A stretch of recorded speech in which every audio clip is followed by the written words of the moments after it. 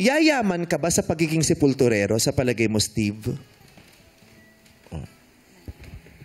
Siguro, Steve! Sa palagay mo, kasi kung gano'n, kung mga 1-2 a day, Tapos times 30. oo. 30,000. O sa bagay, kasi kung 1-2 a day pero sa'yo lang, para okay yun.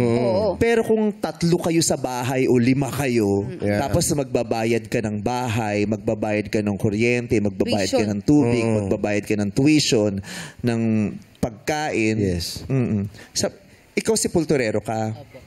Opo. Aasenso ba ang...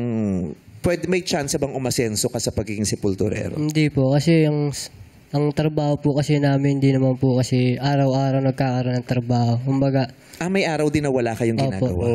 swertihan lang po pag nagkaroon kami ng gawa ng kagaya po ng libing, kagaya po ng pagtatayo ng nicho. Bakit kung patay na, bakit living pa? Iba yun. Libing, L-I-B-I-N-G. Akala ko living. Patay na live. Di ba? Living things ba sila o non-living things?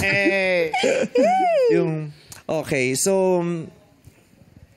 Yung trabaho nila parang on-call. Yes. Mahirap nga naman yun. Para ka lang ring OFW niyan eh. Yung nakaipon ka ng malaki kasi nagtrabaho ka, tapos pag umuwi ka ng Pilipinas, wala kang trabaho, mauubos din yung Mauubos. lalo sila, yung kikitain nila sa isang araw, kung wala sila bukas, hindi maiipon, di ba?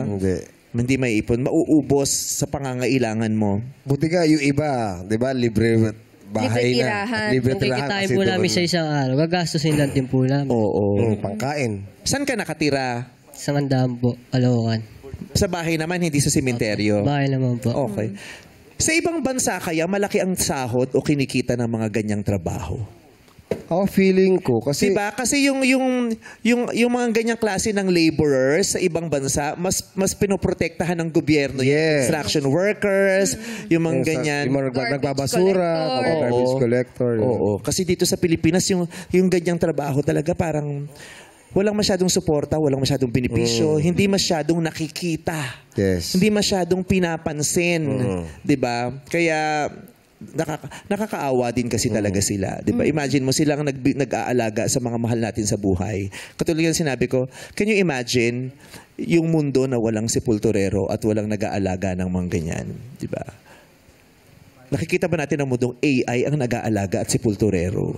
Parang ang labo. Kaya hindi magaan ang mga pamumuhay ninyo, hindi rin madali ang trabaho ninyo. Actually, hindi lahat may tapang na gawin ang ginagawa ninyo, pero ginagawa ninyo para sa pagmamahal sa sarili at pamilya.